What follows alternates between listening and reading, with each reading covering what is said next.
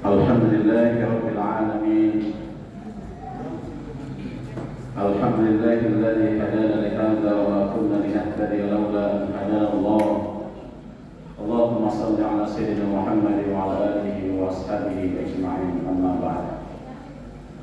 Bapak-bapak, ibu-ibu, seluruh jamaah Masjid Al-Mukhlisin, semoga senantiasa dirahmati Allah Subhanahu wa taala. Malam ini ada yang memasuki malam ke-20, ada yang memasuki malam ke-21. Tentu ini bukan sebuah masalah yang perlu dipersoalkan mengenai malam-malam ganjil, malam-malam Lailatul Qadar. Sesungguhnya yang menjadi fokus adalah yang menghidupkan malam-malam terakhir Ramadan, bukan mengakali. Baru berani ke masjid malam ganjil yang disebutkan oleh ulama yang mendapatkan kemuliaan Lailatul Qadar itu adalah mereka yang dari awal menghidupkan Ramadan dan tidak pernah terputus ibadah Ramadannya. Makanya coba perhatikan ayat puasa Bapak Ibu. Mulai di halaman ke-8 itu dijelaskan begini. Disebutkan di summa atimmus siyam ilal lail. Nah, ini perlu diperhatikan. Summa atimmus siyam ilal lail. Kemudian sempurnakanlah ibadah puasamu sampai malam. Di sini ulama menerjemahkan dua pendapat. Yang pertama, sempurnanya puasa sampai malam. Malam itu diukur ketika terbenamnya fajar. Ketika terbenamnya fajar atau azan maghrib. Itu pendapat yang pertama.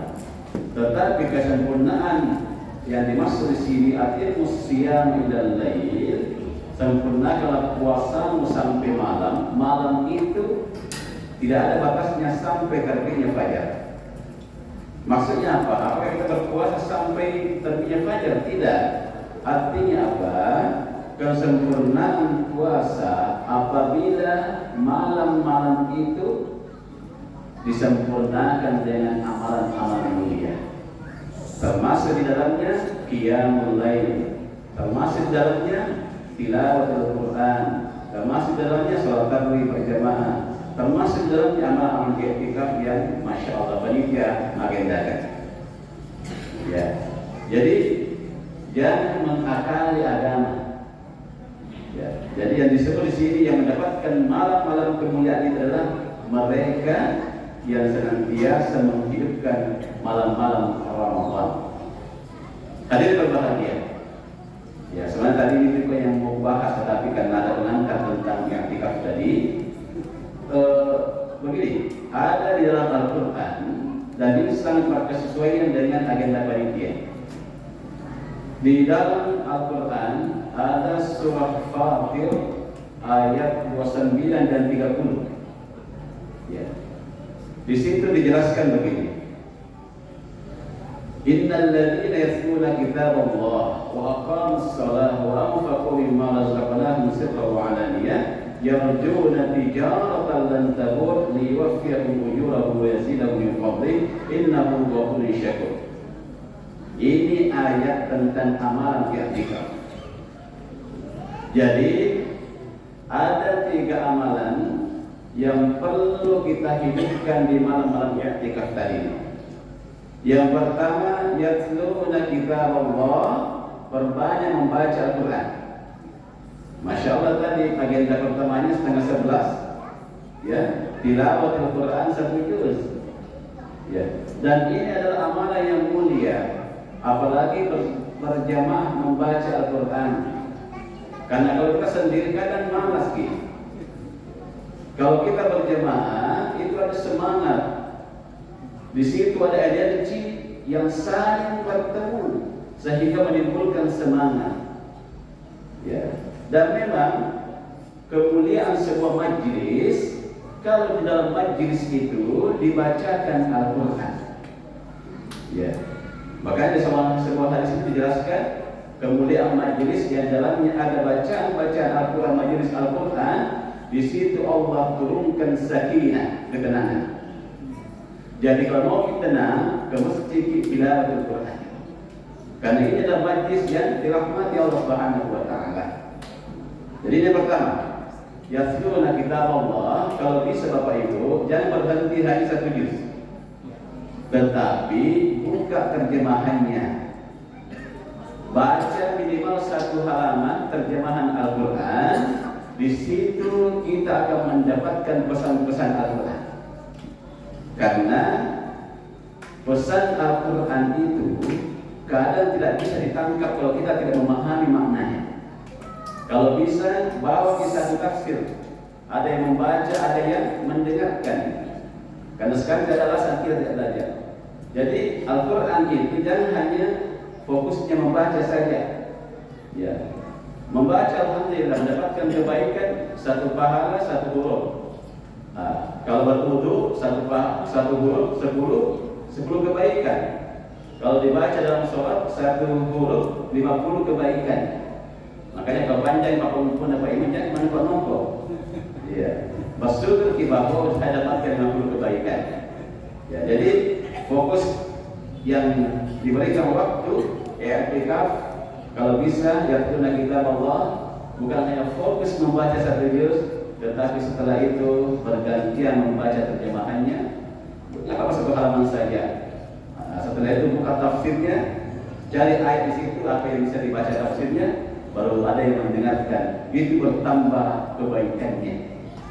Karena kebaikan Al-Quran itu apabila merasuk dalam jiwa kita, ada yang ditadaburi, ada yang masuk ke dalam jiwa kita, sehingga semakin memotivasi kita dekat dengan Allah Subhanahu wa taala. Karena Al-Quran ini bagaikan hidangan. Ya, tentu hidangan ini tidak sempurna walaupun masakannya bagus, akan tetapi kalau kekurangan garam tidak enak. Nah, cara masakan Al-Quran ini, kelezatan Al-Quran ini adalah pahami maknanya. Kalau kita tidak punya dasar bahasa tak apa-apa, buka tafsir. Ada tafsir Al-Jalalain, ada tafsir Ibnu Katsir, lengkap terjemahannya. Itu tinggal dibaca, kita pahami. Kalau saya banyak-banyak, yang penting dalam satu malam itu ada intisari Al-Quran yang bisa meresap ke dalam jiwa kita. Yang kedua, amalan yang mudah adalah aqamus shalah. Ya, mendirikan salat. Masya Allah. Inisiatif kita berjamaah, ya, qiyamul lail dari jam 3.15 sampai pukul 4. Kalau kita sendiri di rumah berat sekali. Ya, berat Pak. Dan orang yang salat itu adalah orang yang paling sibuk sebenarnya. Kata Rasulullah, ketahuilah bahwa orang yang sibuk itu adalah orang yang di dalam salat pasti kita sibuk Pak. Apalagi kalau sendiri, Masya Allah, pikiran kemana-mana. Sibuk sekali Pak. Coba saya buktikan ini. Saya terjadi pada diri saya Pak. Ketika kita mau salat, aman-aman juga yang dipikirkan. Begitu masuk dalam salat, Masya Allah, pikiran sibuk sekali. Ibu-ibu nak pikir ini tadi apa tuh masa kali ini? Memang ada tamu si pancik itu. Bapak-bapak, bunyi HP-nya, Masya Allah, sibuk pikiran. Jiwanya terbang, fisiknya menghadap kepada Allah, tetapi pikiran kemana-mana, itu kesibukan. Makanya dihimpunlah dalam sebuah ruangan yang bening. Makanya saya terangkan kalau i'tikaf lampu jangan terlalu terang, redup, ya, ada keheningan, ya, datangkan kenyamanan. Karena kekhusyuan itu salah satu cara meraih kekhusyuan itu adalah suasana. Bangun suasana yang hening. Makanya lampu masjid jangan terlalu terang sebenarnya, agar kita bisa merasakan betul kondisi di dalam masjid. Agak dingin, suasana itu yang terbangun, apalagi baca imam bagus, Masya Allah. Ya, dianjurkan berjamaah dalam tahajud kita agar, ya, membantu kita fokus. Orang yang sholat sendiri dengan orang yang berjamaah, bagi syaitan sungguh mudah menggoda orang sendiri. Ya, bagaikan ini yang semua manfaat hadis, bagaikan apa itu kambing bahasa apa ini domba yang terpisah dari teman-temannya itu mudah diterkam oleh serigala. Akan tetapi ketika dia bersatu, serigala juga khawatir mendekat, waspada juga dia. Begitulah syaitan ketika kita sendiri dalam sholat, masya Allah, sungguh mudah mengganggu sholat kita. Akan tetapi begitu kita berjamaah, maka syaitan juga berpikir, wah, macam menggoda ini. Makanya ketika kita berjamaah, yang paling duluan diganggu syaitan adalah Pak Imam dulu, Pak. Serius ini. Karena Pak Imam itu tidak mudah pekerjaannya, karena dia navigator, Pak. Dia pilot kita, jangan sampai salah komplain. Ya. Salah satu cara mengganggu iman adalah mengganggu bacaannya dulu, jangan sampai bacaan salah. Yang kedua, mengganggu pikiran rakaatnya, dikabulkan pikirannya agar lupa rakaatnya. Nah, ini pernah disebutkan oleh almarhum pakai hadis bagaimana syaitan itu digoda lalu lupa iman. Makanya malaikat datang setelah itu memeriksa sholatnya orang yang berjamaah.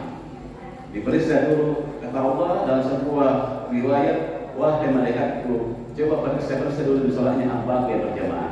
Diperiksa Pak Iman, Pak Iman juga tergoda. Diperiksa saf yang pertama, pikirannya kemana-mana. Saf kedua, begitu juga. Saf ketiga begitu juga. Diperiksa, semua ini ya Allah, gimana ini? Sibuk semua dengan dunia. Kata Allah, tidak apa-apa malaikatku, karena mereka berjamaah, saya terima salatnya. Masya Allah, ini lagi berjamaah Pak. Makanya luar biasa masjid ini ya, membuat program ya, waqamus salat, ya, mendirikan salat, dan ini yang Rasulullah SAW perbanyak di akhir-akhir Ramadan. Ya, bahkan beliau meninggalkan istrinya, artinya tidak menggaul istrinya ketika akhir 10 akhir Ramadan. Jadi ibu Pak, aja kalau banyak bergaya itu di kamar tuh. Ya, kasihan suami kita kalau mau ibadah, kita selalu bergaya di situ. Nah, jangan salahkan aku ketika aku mendapatkan gitu ya. Ya, mestinya ibu mensupport. Bapak jangan di rumah ke masjid beribadah. Nah, begitu. Nah, ini. Ya. Kita harus manfaatkan betul 10 terakhir Ramadan ini. Ya, saya juga mau Bapak Ibu, cuma saya masih kerja, belum pilih ikut. Repot juga. Nah ini ya, qamus shalah. Makanya salah satu tanda masjid itu kepengurusannya baik, penelitiannya bagus. Ketiga, memfasilitasi 10 terakhir Ramadan bagi jemaah yang ingin fokus tilawatul Quran. Yang kedua, fokus memperbaiki sholat berjamaahnya, apalagi sholat tahajudnya. Ya. Terakhir, amalan yang mulia di 10 terakhir Ramadan ini adalah wa anfaqu mimma razaqnahum sirran wa alaniyah, berinfak. Tadi masya Allah, protokol menyebutkan ada infak yang masuk untuk iktikaf. Luar biasa. Bagi mereka yang tidak sempat datang iktikaf di masjid, akan tetapi harta yang datang dianggap mereka juga beriktikaf.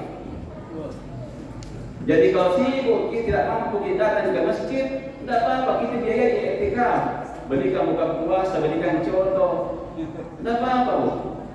Itu dianggap juga kita sudah beriktikaf karena mengeluarkan harta terbaik kita bagi orang-orang, dianggap membiayai orang-orang yang fi sabilillah.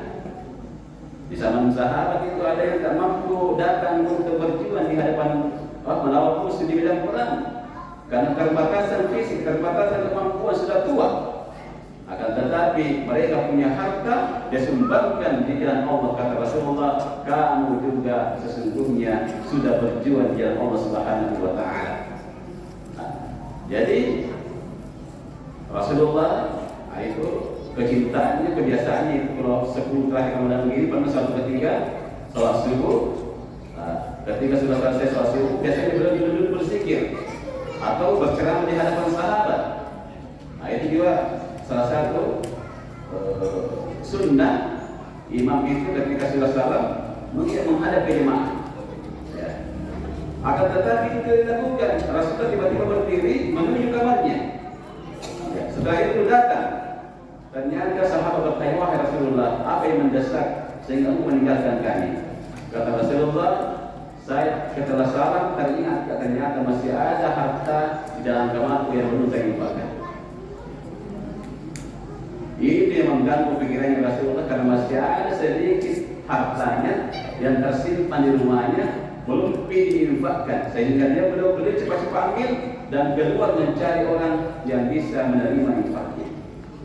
Jadi jangan sampai Bapak Ibu ini yang mengganggu pikiran tak banyak tersimpan di rumah. Ya, bawa-bawa ke masjid. Ya, Masya Allah. Kata Allah Subhanahu Wa Taala, siapa yang melakukan 3 amalan mulia ini? Apa janji Allah Subhanahu Wa Taala? Ada 3 janji Bapak Ibu. Kalau Allah yang berjanji pasti akan terjadi. Ini yang terakhir. Wa anfaqu mimma razaqnahum sirran wa 'alaniyah yarjuna tijarah. Orang yang melakukan 3 hal tadi ini yarjuna tijarah, mereka itu sesungguhnya sedang berbisnis dengan Allah Subhanahu Wa Taala. Jadi orang yang tadi i'tikaf, membaca tilawatul Quran, menunaikan salat malam, ada yang berinfak di jalan Allah, membantu orang i'tikaf, sesungguhnya mereka sedang pergi berniaga, berdagang dengan Allah Subhanahu Wa Taala. Dalam perdagangannya ada 3 yang dijanjikan Allah. Lan tabur, yang pertama, mereka tidak akan pernah merugi selama-lamanya. Rugi dunianya mereka tidak akan. Allah akan selalu berikan kecukupan dunianya dan kecukupan akhiratnya. Yang kedua, liyuwaffiyahum ujurahum. Allah akan sempurnakan pahalanya. Allah akan berikan kesempurnaan pahala ibadahnya. Dan yang ketiga berdasar ini, wa yazidahum min fadli. Allah akan berikan bonus yang tidak disangka-sangka. Wa yazidahum di situ terjemahnya akan diberikan tambahan min fadli, fadilah, kemuliaan atau keuntungan. Ya. Bayangkan, kita akan rugi mendapatkan keuntungan yang banyak, dapat bonus. Siapa mereka? Orang-orang yang di 10 terakhir Ramadan ini betul-betul menginfakkan waktunya untuk i'tikaf di masjid ini dan melaksanakan 3 amalan utama ini. Yasluna kitab Allah, membaca Al-Quran, wa aqamus shalah, mendirikan salat, wa anfaqu mimma razaqnahum, mengeluarkan, membiayai orang-orang yang i'tikaf. Apalagi ikut tomi i'tikaf juga membiayai i'tikaf, double pahalanya. Masya Allah. Mungkin itu Bapak Ibu yang saya sampaikan. Ya, semoga ini memotivasi kita semuanya. Ya, tentu kita berharap Ramadan ini adalah Ramadan yang terbaik kita. Karena belum tentu Bapak Ibu siapa yang menjamin tahun depan kita masih berjumpa pada Ramadan. Maka seolah-olah datangkan dalam diri kita seolah-olah inilah Ramadan terakhirku. Sembari nanti di akhir Ramadan ada amalan yang perlu kita lakukan. Di sujud terakhir nanti di tarawih, di malam terakhir, kita nggak tahu kapan malam terakhir, apakah 29 atau 30. Intinya nanti ketika sujud terakhir berdoa kepada Allah, ya Allah, pertemukanlah aku Ramadan tahun depan. Maka insya Allah kalau Allah terima doa, Allah tidak akan mencabut nyawa tersebut